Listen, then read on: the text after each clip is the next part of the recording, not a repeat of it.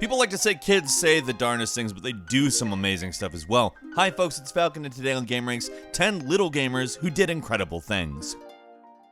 Starting off at number 10, one day in 2016, two armed robbers came into a GameStop and held everyone in the store up. Every single person went down to the ground except for one 7-year-old kid. His instinct was, I don't care if they're armed, I'm going to punch them. Now, obviously, two adults were able to overpower a child, so it's not like he stopped the robbery or anything. But they obviously also didn't kill the kid, too. Still, it's obviously a dangerous situation, and you should never do what this kid did. And yeah, it's good to compliment this kid on his bravery, but wow, don't do this. Moving on to number 9, a 9-year-old Japanese boy was able to get through his Evo 2019 pool for Dragon Ball Z Fighters without losing even one match. Now, if you're not familiar with Evo, it's a tournament that happens out in Las Vegas. This year it was between August 2nd and 4th, and aside from doing Dragon Ball Z Fighters, it's also a central hub for big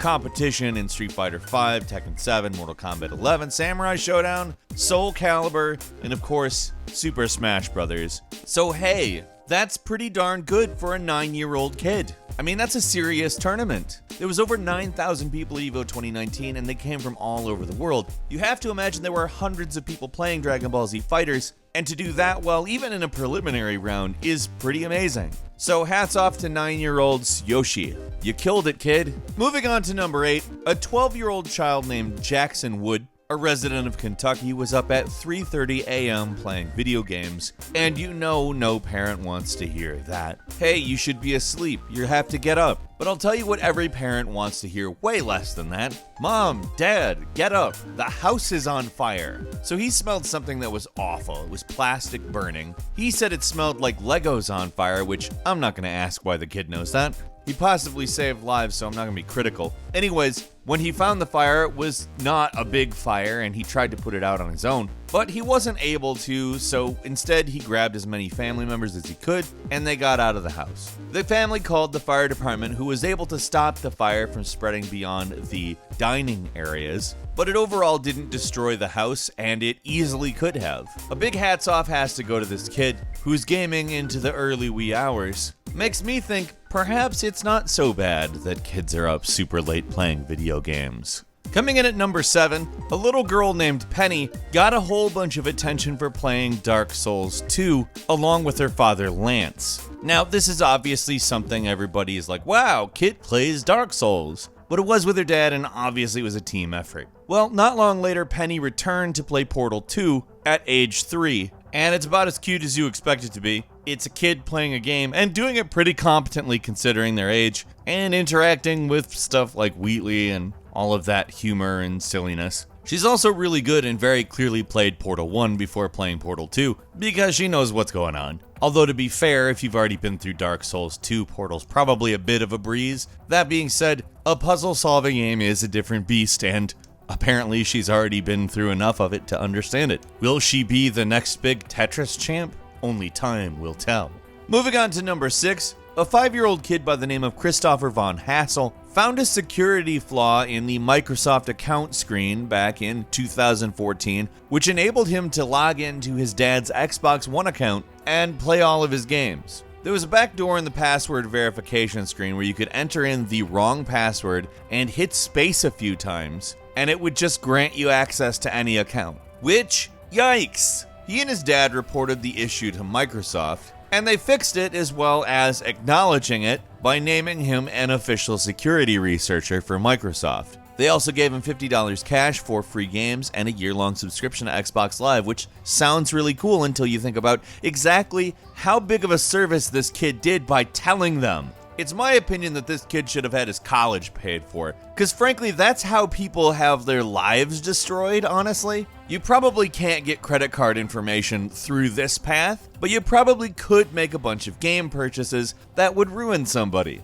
Pay for this kid's education, Microsoft. It's the right thing to do. Moving on to number 5. This one's kind of amazing insofar as how good the kid is. as opposed to something that will shock you. But an 8-year-old boy in Japan wrote Nintendo a letter apologizing for spilling water on his Nintendo 3DS. Now, he also contacted customer service and asked them to repair it, of course, but I'll read it for you. I apologize for accidentally getting my 3DS wet. I'd like to think I've already resigned myself to not seeing my 3DS, which was always with me. From here on out, I aim to close my thermos's lid correctly. I am truly sorry. Now, his dad originally told him that he should contact Nintendo in regards to the spill, and I'm sure his dad probably meant you need to call the customer service center and get them to fix it if that's what you want. But this kid took it a step further, really showing how good he is by apologizing to Nintendo, who did not need an apology. But hey, I'm sure it brightened somebody's day as they were repairing 3DSs and saw this lovely little note from a child. Big props to the parents of this kid, you're doing a great job. And at number 4, this is kind of the opposite as far as behavior goes. A 9-year-old boy with behavioral issues was supposed to be at a friend's house, but wasn't. You see, instead, he was sneaking onto an airplane. Now, supposedly family friends noted that he has had issues that went long before this, but apparently he believed that he was playing Grand Theft Auto or was acting out Grand Theft Auto as a means to play, something along these lines. But this kid figured out A, how to get to an airport, B, get through security, and C, sneak onto a plane without anyone having any idea where he was. And I'm gonna go ahead and say, no, it wasn't good that this happened. And yes, I understand why some people probably blamed Grand Theft Auto, but can we just take a second and talk about how incredible this is? Security is supposed to be able to stop anything like this from happening, and he was on a plane to Las Vegas from Minneapolis. And you know what? If this kid has quote-unquote behavioral issues, maybe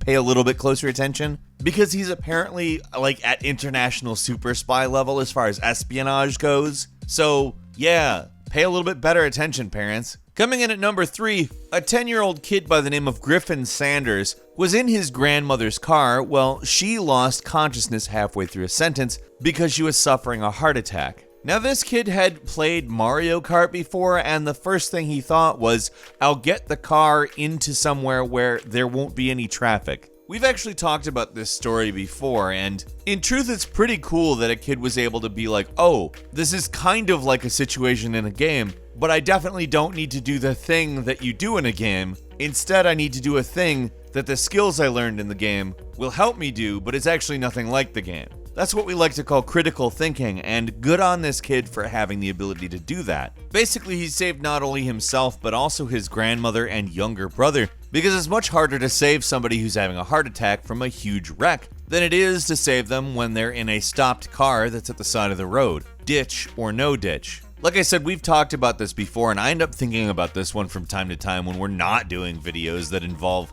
amazing things children have done. It's one of those stories where you just go, wow, that is awesome. On to number 2, an 11-year-old chased a robber down the street with a crutch to get her Xbox back. Now, what happened was this robber broke into their house, apparently while they were there, and her dad had a broken leg and was on crutches at the time. He was obviously not able to do anything about the robber, so without thinking about it, this kid just grabbed a crutch and chased the guy down the street. Now, because of this, at some point he dropped the Xbox. Police found it in a bush near the house, and although she didn't personally catch him, that was pretty wild. Now, the dad said his daughter does not tolerate any injustice. I am extremely proud of her, but have told her about the potential danger. Although there's clearly not a lot he could have done, she took one of his crutches. She was like, I don't care if you need these crutches to walk, I am catching the burglar, thank you. Which I think was maybe a bit excessive, but hey, she got the Xbox back, right? Finally, at number 1, a 6-year-old made a mod for ARMA 2. Now,